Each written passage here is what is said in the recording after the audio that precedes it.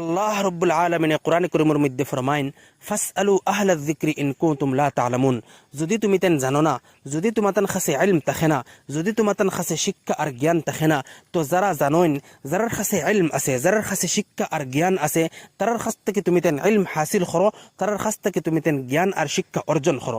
এই আয়াত দ্বারা স্পষ্টভাবে বোঝা যায় ও কথা যে বিষয়ের জ্ঞান মানুষের কাছে নাই, ও বিষয়ের জ্ঞান যারার কাছে আছে তারার কাছে ফিরিয়া দিতে লাগবো, আর তারার কাছ থেকে ইলম হাসিল করা লাগবো, আর তারার কাছ থেকে জ্ঞান আর শিক্ষা অর্জন করতে লাগবো।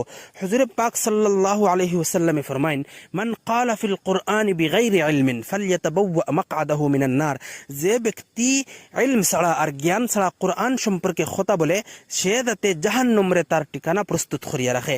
এছাড়া হুজুর পাক সাল্লাল্লাহু আলাইহি ওয়াসাল্লাম আরো ফরমাইন, عن علي رضي الله تعالى عنه عن النبي صلى الله عليه وسلم قال من حدث عني حديثا وهو يرى أنه كذب فهو أحد الكاذبين.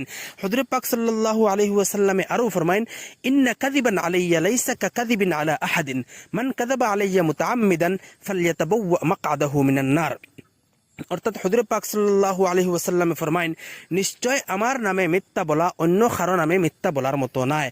সুতরাং যে ব্যক্তি ইচ্ছাকৃতভাবে আমার নামে মিথ্যা আরোপ করে, সে যাতে জাহান্নামে তার ঠিকানা আর আসন প্রস্তুত করিয়া রাখে।